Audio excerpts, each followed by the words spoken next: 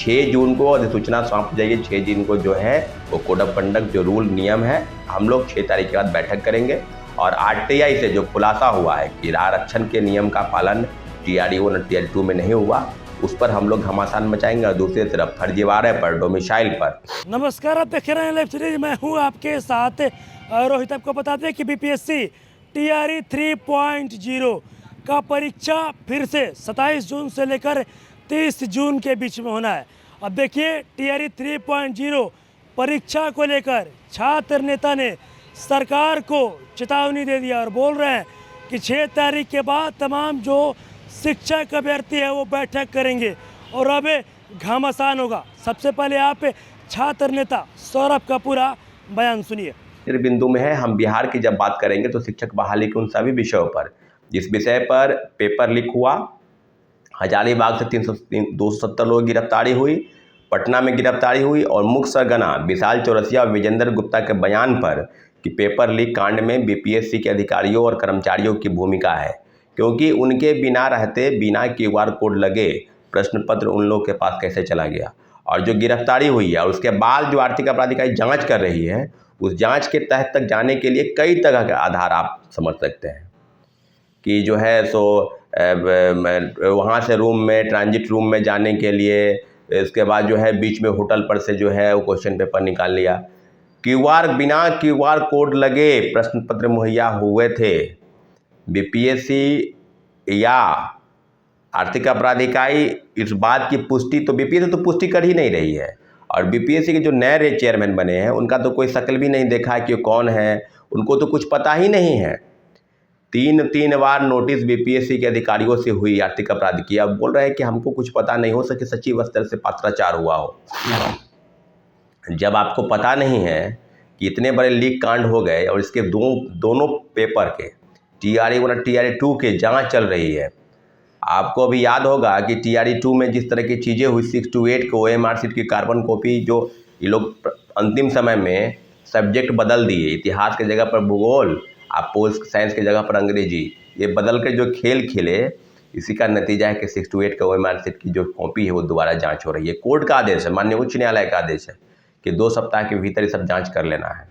दूसरा, जो सीटेट वाला फर्जी वाला खेल चला विभिन्न जिलों में, आप समझ लीजिए कि आप दरभंगा में 42 लोग पकड़ाए, उसके पहले 72 लोग और इस जिले से पकड़ाए, मतलब कोई जिला बाकी नहीं है जहां से सीटेट बड़े पैमाने पर।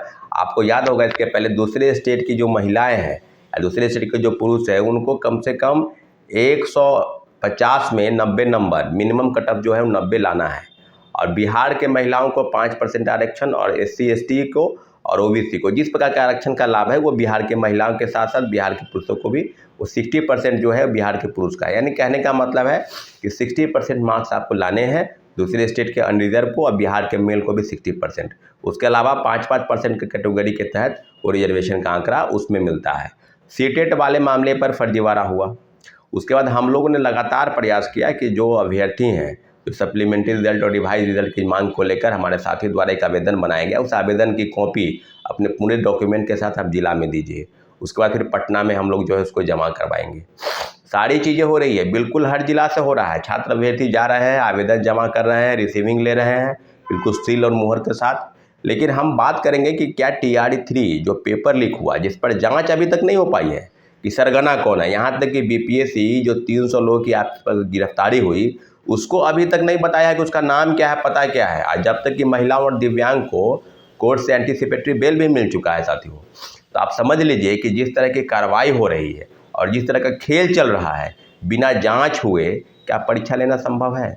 क्या परीक्षा लेने का कोई औचित्य है? अब आप कहेंगे कि जो परीक्षार्थी हैं उनके खिलाफ में, हम किसी के खिलाफ में नहीं बोल रहे हैं, लेकिन जब जांच नहीं हो रही है, जब जांच उस बिंदु पर तक नहीं पहुंचा, भंडाफोड़ नहीं हुआ, BPSC के पूर्व चेयरमैन की भूमिका, कभी हिंदी भाषा के हर्ता को जो विषय को जो समाप्त किया गया कि भाषा का जानकार होना जरूरी नहीं है TRE 2 में, तो बात तो बिल्कुल भंडाफोड़ हो चुका है ना। TRE 1 में और TRE 2 में दोनों में पेपर लीक थे।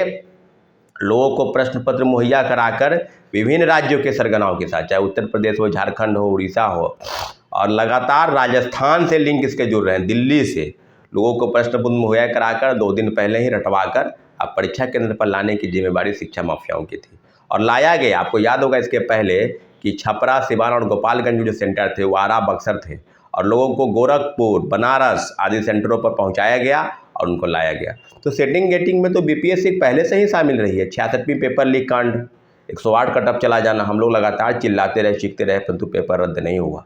67वीं पेपर लीक कांड, सबसे बड़ा कांड जो उद्भेदन हो चुका था, मुख्य सरगना कौन थे उसके? कोई रंजीत रजक का नाम बोला, कोई और एक IAS रंजीत का नाम था उस समय में, कार्रवाई तो नहीं हुई, कोई पिंटू यादव का नाम बता रहा था। तो आर्थिक अपराध इकाई जहाँ पता नहीं किस प्रकार से जांच करती है कि जांच को आधे अधूरे समेट के उसको बुढ़िया बिस्तर में बांध देती है। तो पेपर लीक कांड कौन हुआ, उसका सरगना कौन है? और एक IAS रंजीत का नाम था उस समय में, कार्रवाई तो नहीं हुई, कोई पिंटू यादव का नाम बता रहा था। तो आर्थिक अपराध इकाई जहाँ पता नहीं किस प्रकार से जांच करती है कि जांच को आधे अधूरे समेट के उसको बुढ़िया बिस्तर में बांध देती है। तो पेपर लीक कांड कौन हुआ, उसका सरगना कौन है? बिना बीपीएससी के अधिकारियों कर्मचारियों के मिली भगत के बिना उन लोगों को प्रश्न पत्र मिल गया क्या? बिना QR कोड लगे, और वो ब्लैक लिस्टेड कंपनी चाहे जिसको ठेका मिलता है छापने का प्रश्न पत्र, उसको जिम्मा मिला। तो फिर कैसे आप बिना बीपीएससी के पूर्व चेयरमैन की भूमिका तो हो सकती है। तो चेयरमैन जवाब नहीं दे रहे हैं और पता नहीं अमेरिका में घूम रहे हैं कि लंदन में घूम रहे हैं, घूम रहे हैं, ट्वीट नहीं कर रहे हैं। वो ट्वीट तो पहले खूब करते थे कि हम चांद पर ज़मीनें नहीं खरीदने देंगे और लाए हैं तूफान से कश्ती निकाल के। तूफान से कश्ती नहीं निकाले हैं, आप TR1 TR2 के अभ्यर्थियों का जीवन बर्बाद कर दिए हैं। जो मिनिमम कटअप को पार कर गए, जो मेरिट वाले थे, आज दर दर की ठोकर खा रहे हैं। उनका उम्र खत्म हो गया, उम्र लैप्स हो गया, उनके माँ बाप के सपनों का आपने चकनाचूर कर दिया। दूसरी तरफ सीटेट फेल, STT फेल और कई फर्जी वाले, खासकर डोमिसाइल नीति पर डोमिसाइल फर्जीवाड़ा बनाकर लोग बहाल हो गए हैं, उनको तो आप बाहर नहीं कर पाए। और तूफान से कश्ती निकाल कर आप लाए थे। बड़े पैमाने पर फर्जीवाड़ा हुआ, उसका कोई व्यक्ति जिम्मेवार है, तो जिम्मेवारी आप लेनी होगी। वो है बीपीएससी का पूर्व चेयरमैन अतुल प्रसाद।